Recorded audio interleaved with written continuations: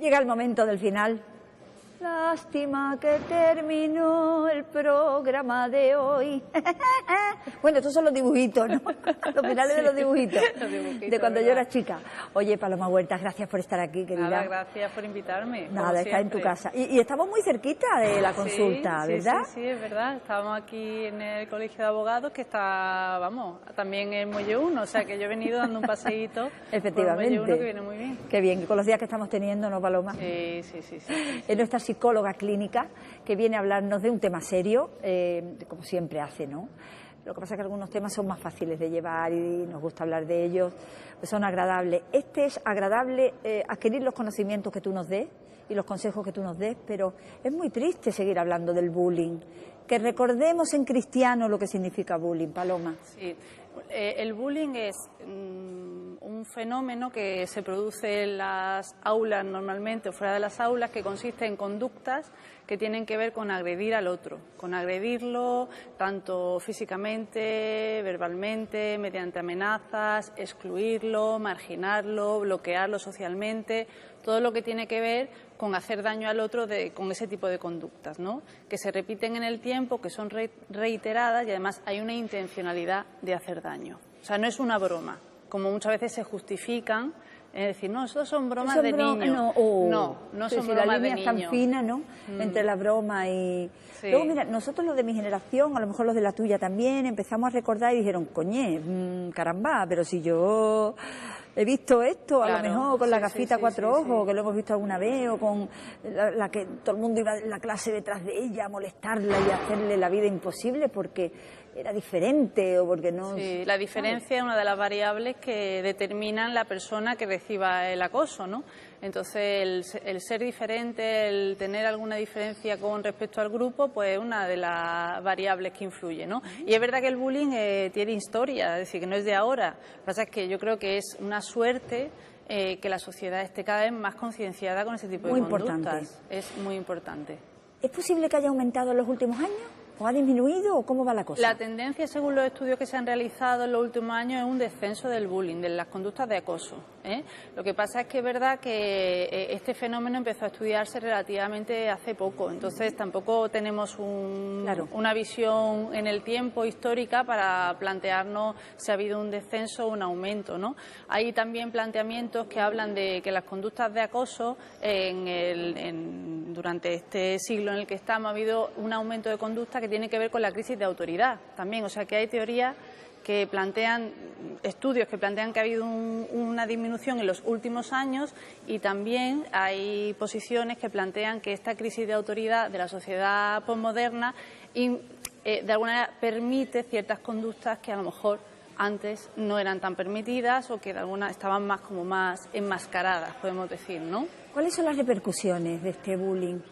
Bueno, pues hay repercusiones para todos, no solamente para la víctima del bullying, sino también para incluso el acosador, los testigos, todo lo que tiene que ver con el colegio, la familia y la víctima. Si nos centramos en la víctima, hay repercusiones tanto a corto plazo como a largo plazo. Eso es importante tenerlo en cuenta porque los chicos no solamente sufren el bullying y tienen síntomas emocionales durante el periodo que están viviendo el bullying, sino que después tienen secuelas psíquicas a lo largo de los años, durante la adolescencia, la etapa adulta, porque afecta a su autoestima, afecta a su seguridad, a la imagen de sí mismo, a la construcción de su identidad y todo eso en lo que tiene que ver con su adaptación en cualquier contexto le influye, ¿no? Pues eso lo vemos diariamente, ¿no? Cada cierto tiempo vienen noticias de niños que han intentado suicidarse, que se suicidan, incluso sería la repercusión más grave que pueden tener las conductas de acoso, ¿no? Pero desde somatizaciones, trastornos afectivos, ansiedad, fobia social, estrés postraumático. Todos los estudios que se realizan sobre este tema plantean y señalan lo preocupante por las secuelas que tiene la víctima tanto a corto como a largo plazo. Yo además en la consulta lo veo, chicos que vienen con una sintomatología, vienen con una demanda sintomatológica y cuando uno explora en su historia, en su psicobiografía, pues en muchos de los casos hay una experiencia continuada de acoso en el colegio. O sea, que eso lo veo yo en la consulta, por eso lo digo con tanta rotundidad, es que afecta a largo plazo. O sea, no estamos hablando solamente del periodo que dura el acoso, ¿no? ¿Es posible que vosotros los profesionales, claro, lo veáis antes, que a veces incluso los propios padres con la vorágine de vida que llevamos para arriba y para abajo y no te das cuenta, niño, qué raro está, el niño, porque eso, los padres, ¿qué pueden hacer en ese momento? O quizá dedicarle más tiempo a mirarle a sus hijos a la cara, a los ojos, y que sabemos siempre que algo pasa. Tenemos que prestar bastante atención a los síntomas.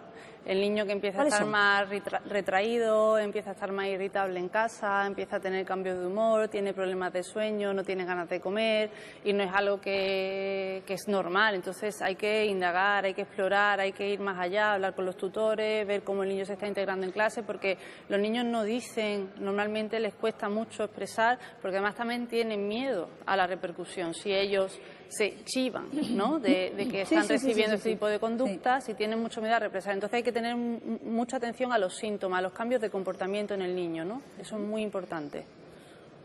Le echamos la culpa, no, es que adolescente está en la edad del pavo, eso era antiguamente lo que se decía, y a lo mejor está barajando ese adolescente un problemón tremendo, ¿no? Que le está haciendo las espinillas y está muy saborío. Yo creo que sí, que antes de llegar a conclusiones hay que explorar un poco más, hay que tener curiosidad. Después podemos llegar a las conclusiones, para eso hay tiempo, pero curiosidad. Cuando un niño está empezando a tener síntomas que indican que no lo está pasando bien, que no está, o sea, uno puede tener un mal día, a decir, pero cuando ya es algo repetido, irritable, mal humor, retraído, poco comunicativo, hay que tener curiosidad por saber qué está pasando, todos los adultos, tanto los padres, profesores, personas que hay alrededor, y es muy importante. Los colegios, Paloma. Los colegios, que cada vez que oigo una noticia de este tipo, me da la sensación, en mi cabeza de Antoñita la Fantástica, que se pone una coraza, que hay un corporativismo ahí, que todo el mundo calla, que nadie sabe nada, que pensaban que era broma, que yo que sé, hay una cosa muy rara, en general, en los casos que yo he visto. Luego habrá colegios íntegros, pero los colegios, ¿qué pasa con ellos? Hay de todo. Hay colegios más sensibilizados con la conducta de acoso, hay colegios muy sensibilizados con esa conducta, y hay colegios y profesionales que yo también me he encontrado, yo también he podido observar una actitud defensiva. Una actitud defensiva ante ese fenómeno que se está dando en sus clases, ¿no?, en el recreo, porque además este tipo de conducta es muy común en el recreo. Más del 40% de las conductas de acoso y de bullying se producen en el recreo. Un pequeño inciso, los recreos tienen que estar vigilados por profesores, ¿no? Debieran que estar vigilados. Yo entiendo que lo están. Profesor vigilando. Yo entiendo que lo están. Pero es verdad que la actitud de los colegios es muy dispar. No hay una conciencia social de prevención de bullying, porque en el bullying lo importante no es intervenir cuando se da el acoso, sino la prevención. La prevención, y no tiene que ver con actuar sobre las conductas de acoso, sino la prevención en términos de habilidades de integración, de educación en valores, de construir trabajo, hacer trabajo en equipo en los coles, mucha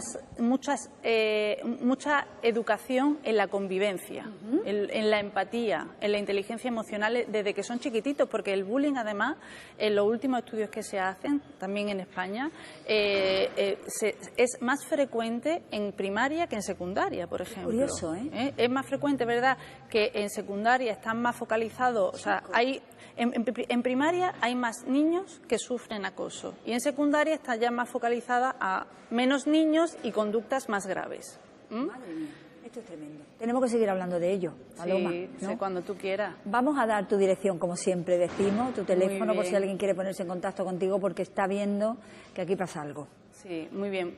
La dirección, la web sería psicouma.com, y si quieren llamarnos por teléfono, 951 10 80 92. Y estamos por aquí, por la zona de la Malagueta, para quien quiera consultarnos. Muchísimas gracias, Paloma. Gracias por invitarme, Carmen. Como Hasta siempre. la próxima. Igualmente. Bueno, con Paloma despedimos desde este